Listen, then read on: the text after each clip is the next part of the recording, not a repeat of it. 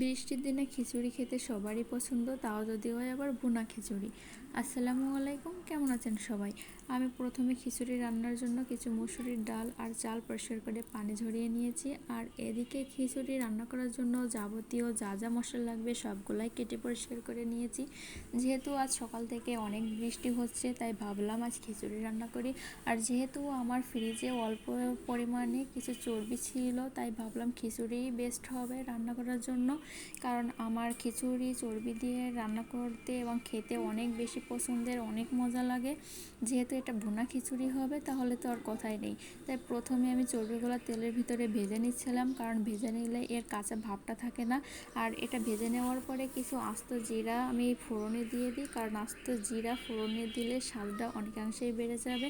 তারপর এর ভিতর কিছু তেজপাতা, আদা, রসুন, পেঁয়াজ, মরিচ সবগুলো তেলের ভিতরে আমি দিয়ে ভেজে নিচ্ছিলাম, কারণ মশলা ভেজে কষিয়ে ভেজে রান্না করলে অনেক বেশি খাবারের স্বাদটা বেড়ে যায়।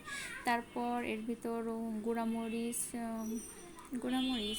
হলুদ, লবণ এবং অন্যান্য উপকরণ যা মশলা লাগে সবগুলো একসাথে ভেজে নিচ্ছিলাম। তারপর পানি ঝরিয়ে রাখা চাল আর ডালও একসাথে তেলের ভিতর ভেজে নিচ্ছিলাম। যেহেতু এটা ভুনা খিচুড়ি হবে, তাই সব কিছু মশলার সাথে মাখিয়ে ভেজে নেওয়াটাই বেস্ট হবে। আর এটা এভাবে রান্না করলে স্বাদটা অনেকাংশেই বেড়ে যায়।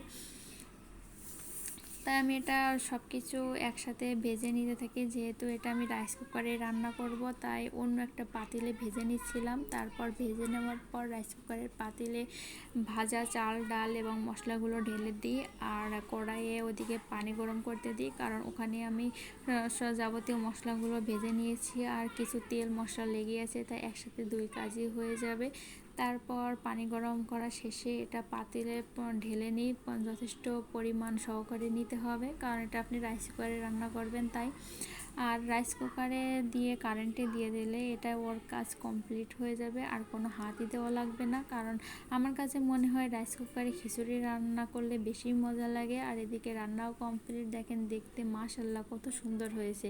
তো ভিডিওটি ভালো লাগলে অবশ্যই শেয়ার করবেন এবং লাইক দিবেন। সবাই ভালো থাকবেন, আল্লাহ হাফেজ।